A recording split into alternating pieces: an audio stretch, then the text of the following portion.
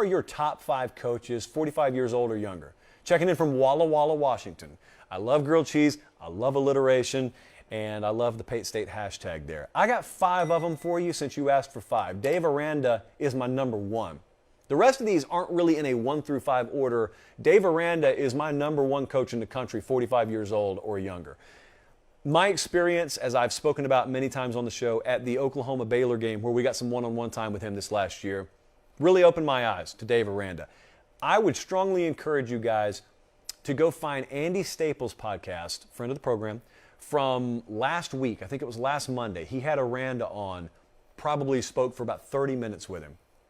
Dave Aranda's just different, man. He's got sky-high football IQ, but man, he's got an authenticity about himself. He's very cerebral, psychologically, different level. I think he said he studied it in college, leadership skills, but man, Dave Aranda, whereas other guys may talk about X's and O's or recruiting, he's talking at length about the hierarchy of competence and how he got to a level after year 1 at Baylor. A lot of people have been criticizing him because his offense was terrible and he was punting in situations he obviously should not have been punting in.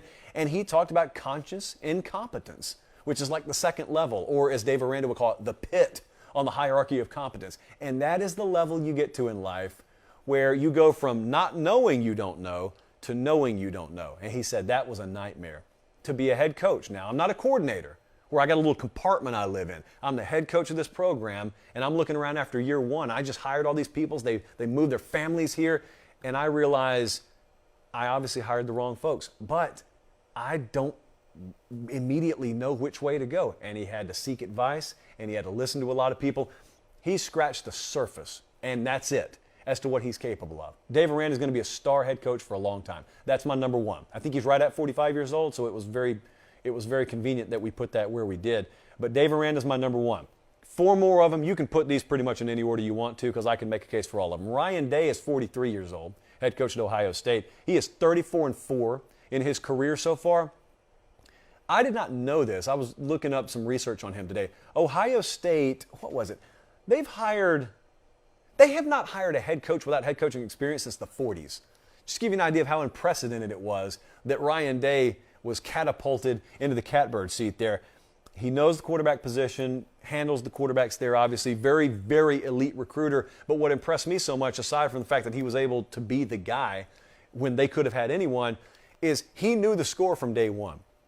Like at the time, Ohio State, as they are now, was perennially the favorite in the Big Ten. But he immediately, there was no feeling out process. He knew we're not just competing with Michigan or with Penn State. It's a tough chore every year. Obviously, last year they lost to Michigan. But he stepped in and understood immediately it doesn't matter if we've got the best recruiting class in the Big Ten by a mile. It doesn't matter if we skull drag everyone up here by 5 touchdowns. We are competing with Alabama. That's who we're competing against. And I don't care if we don't draw them in the regular season. We are going to run up against that program. And that's how they've gone about their business. They did run up against Alabama once so far in a national title game. They weren't good enough. And so they went right back to work. And then last year, you watched him realize early on, my defense is not good enough. So he made some moves as much as he could in the season. Went and got Jim Knowles after the season. Ryan Day, likewise, probably still just scratching the surface as to what he's capable of. Billy Napier is the new head coach at Florida. Billy Napier, 42 years old. He was 40-12 in 4 seasons at Louisiana. Did it pretty quietly. He's not very flamboyant. He doesn't draw a lot of headlines for the wrong reasons. And same time he was getting hired at Florida, you had a lot of drama. You had the Brian Kelly stuff, you had the Lincoln Riley stuff, so it was very quiet. This is a guy who absolutely, half a decade from now, could be the show stealer. He could be the headline grabber from that past hiring cycle. Infinitely bigger headlines around other guys, but Napier being 40-12 at Louisiana is dismissed by some people. It shouldn't be.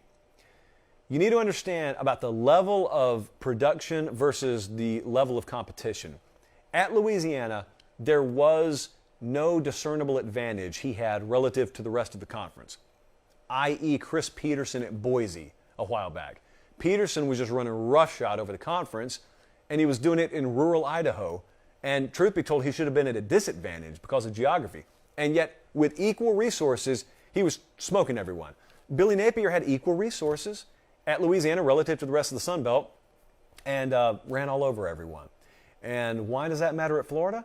Well, you don't look at it as if to say his Louisiana teams would never win the SEC East. No, they probably wouldn't, man. He's not taking that team to Gainesville. He will have a team that is capable of competing in the SEC East. And so again, all resources are going to be comparable. In fact, he'll probably have an advantage more so than he did at Louisiana. He's already shown you he can recruit, he can develop. He's plus in both of those areas.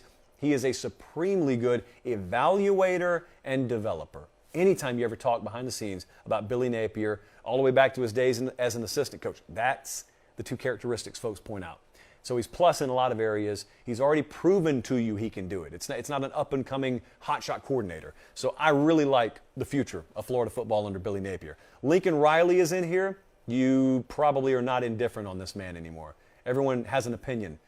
You either love him or you hate him. Well, here's what I know. He's 38 years old, and in 5 years at Oklahoma, he won 4 Big 12 titles and went to the playoff 3 times. You can downgrade him all you want to. That is what we call a proven resume. Those are proven results. Now he's going to the Pac-12, so it's not a prediction segment. I'm just telling you he acquired talent. He maximized it. Multiple Heisman-type guys at quarterback. And so that's the package. That's the blueprint that he's taken out to Southern California. We'll never know, but I'm kind of interested if they would have played the whole Alex Grinch defensive overhaul thing out for 3 or 4 more years. I wonder where he was headed at Oklahoma. We'll still see it. Obviously, they're still going to be able to do that at USC, but I just wonder what direction they were headed. Anyway, can't worry about that because that's in the past. But Lincoln Riley's there, age 38, so he's younger than all these guys and already got a more impressive resume than all of them, truth be told. Lastly is my guy, Matt Campbell at Iowa State. He's 42. Now, the headline that you're probably going to see a lot about him is, oh, his stock has cooled off a little bit since they only went 7-6 last year. No, his stock is actually red hot because he's so good, he's tricked you into believing a 7-win season is a down season in Ames, Iowa. Do you want to do yourself a favor? Go type in Iowa State football on Wikipedia. It can't lie to you about this. It's just numbers.